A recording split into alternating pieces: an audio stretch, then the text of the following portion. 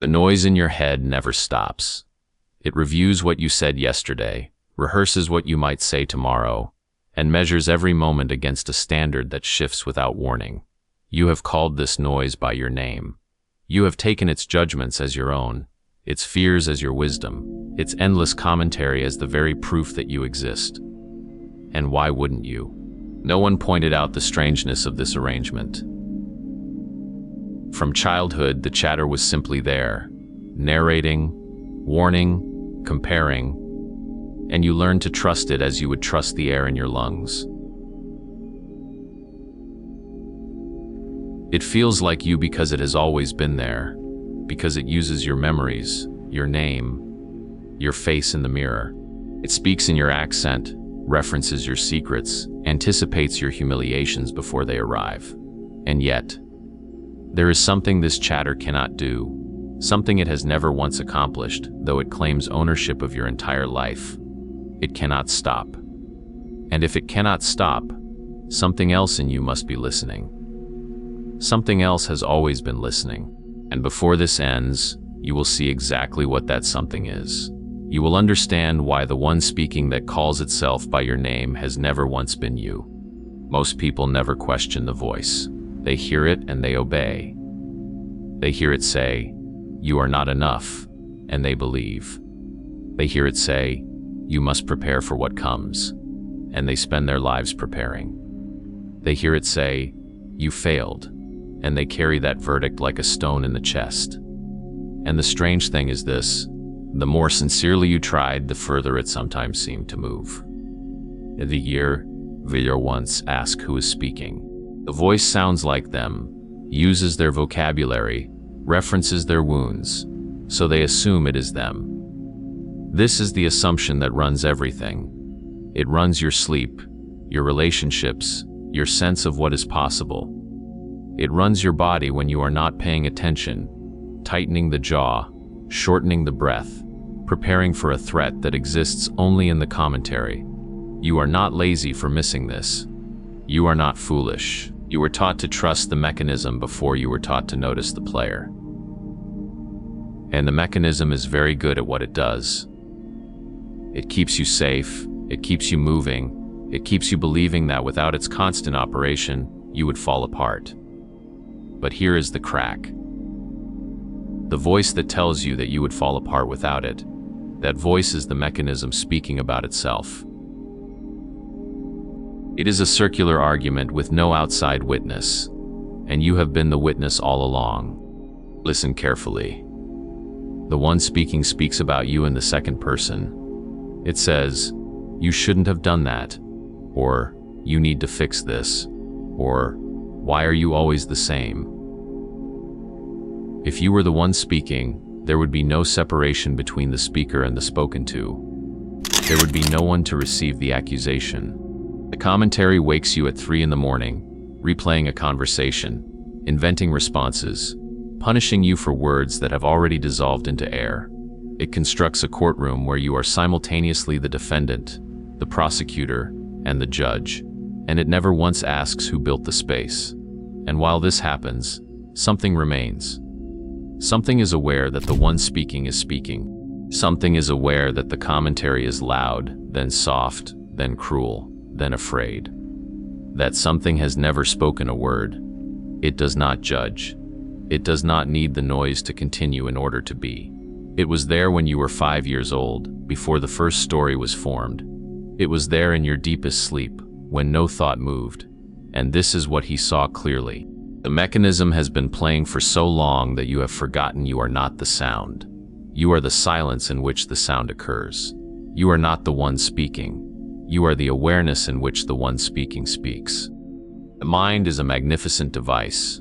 It calculates, remembers, plans, navigates. But you have been living inside the device, believing you were the noise it makes. When the mechanism turns on at 3 in the morning, reviewing what you said, rehearsing what you might say, you lie there believing this is your life. It is not. It is the mechanism running without its player.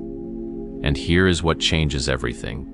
You do not need to silence the one speaking. You have never needed to. The attempt to stop thinking is merely another thought, another command issued by the device to itself. What you can do, what you have always been able to do, is shift attention from the noise to the space that holds it. The chatter says, "I am anxious." You hear it. The commentary says, "I failed."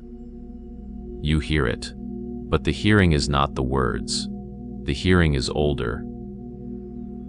It was there before language, before the first story you told yourself, before the name you were given. It does not need the story to continue. It does not need the one speaking to agree. It sees. And in that seeing, the mechanism begins to settle, not because it was forced, but because it was seen. But he didn't stop here. He went deeper. And what he found is what separates intellectual understanding from actual seeing. The one speaking is not just a problem to be observed. The one speaking is a survival mechanism that believes it is you. And it will defend that belief with every weapon it has. It will call you lazy for noticing it. It will call you arrogant for stepping back. It will tell you that without its constant commentary, you will cease to be. This is its final trick. And seeing the trick is the end of the trick. Remember what you felt at the start? That recognition, before understanding, before agreement. That pause. That resistance. That pause is exactly what he is describing right now. The moment between two thoughts where no one speaks. You have been there. You are there now. You have known this. Not as information, as moments. The instant between thoughts. The sudden stillness that arrives without invitation. Those weren't accidents. Those were the thing he is pointing at. You've been there. You simply didn't have permission to trust it. The mechanism can play any music. It can play fear, memory, hope, regret. But you are not the music. You are the room in which the music plays. The room does not disappear when the music stops. The room does not become better or worse depending on the melody. The room simply is. And you have always been this room. Something in you knows this. Not the part that can explain it. The older part. The part that wakes before the one speaking begins. You have had moments. A sudden silence between two thoughts. A pause where the judging stopped, and there was only presence. Those were not anomalies.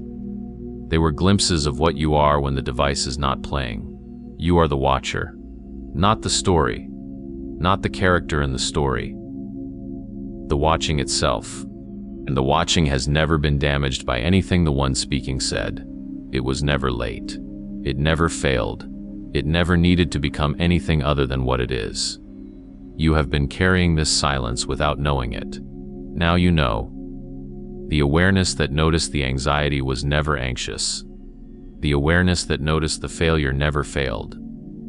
The awareness that heard the accusation never accused. It has been here, undisturbed, through every scene the one speaking described. It does not need the scene to end to be at peace. It is peace, before the first word, after the last word, and in the spaces between.